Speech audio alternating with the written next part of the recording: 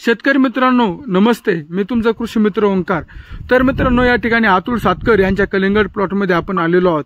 हा प्लॉट 40 दिवसाचा कंप्लीट होऊन 41व्या दिवसात या ठिकाणी आजपासून चालू होते। तर मित्रांनो, या ठिकाणी प्लॉटमध्ये कशा प्रकारे प्लॉटची साईज झालेली आहे, त्याचबरोबर जे आभाळ येते आणि जास्त टेम्परेचर आहे याच्यामध्ये कशा प्लॉटचं उपाययोजना चाललेलं आहे, त्याचबरोबर प्लॉटचं शेड्यूल कशा प्रकारे चाललेलं आहे हे आपल्या आजच्या व्हिडिओमध्ये पाहणार आहोत। आणि प्लॉटमध्ये आता ह्या कंडिशनला कुठली फवारणी घेतलेली आहे हे आपण शेवटला पाहू शकतो। तर मित्रांनो, आपल्या कमळजाय कृषी या यूट्यूब चॅनलला जर अजून सबस्क्राईब केले नसेल तर या ठिकाणी प्रथमतः आपल्या चॅनलला सबस्क्राईब करायचे। तर मित्रांनो, आता काय झालेलं आहे, जास्त ढगाळ वातावरण आहे, त्याचबरोबर हिट पण जास्त आहे, त्यामुळे काय होतं प्लॉटवर करप आलेला आहे आणि डाऊन आलेली, त्यामुळे काय ठिकाणी वेल कमी झालेली आहेत आणि फळे उघड झालेली आहेत। त्यासाठी आपण पेपरने संपूर्णपणे त्या ठिकाणी जी फळं उघडी आहेत ती झाकून घेतलेली आणि काही फळं वेला खाली। तर मित्रांनो, या ठिकाणी पाहू शकता प्लॉटची डेव्हलपमेंट कशा प्रकारे। या ठिकाणी प्लॉटची साईज 3 किलो पासून 6 किलो पर्यंत, काही 1 किलो 1.5 किलो अशी साईज आहे। तर मित्रांनो, त्याचबरोबर हिट वाढल्यामुळे आपण काय करतो, पाणी कमी जास्त करतो। पाणी कमी जास्त केल्यामुळे प्लॉटमध्ये एक 99.9% त्या ठिकाणी विल्टिंगचे चान्सेस असतात।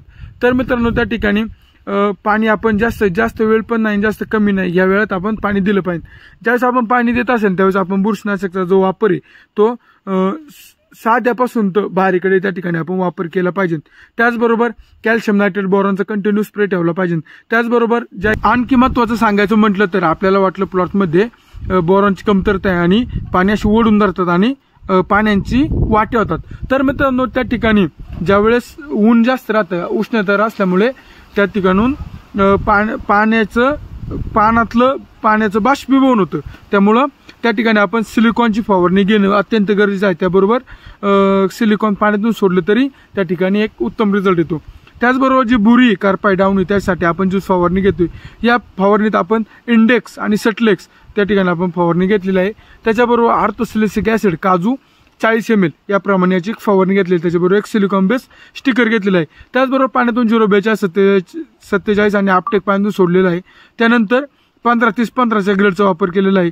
त्याबरोबर 9043 आता आपण पुढल्या आठवड्यापासून या ठिकाणी ज्यावेळेस 45 दिवसाचा प्लस प्लॉट होईल त्यावेळेस 9043 असेल किंवा आणखी सल्फर असेल, 0050 असेल, 03234 असेल, यांच्या या ठिकाणी आपण टप्प्याटप्प्याने वापर करणार आहोत।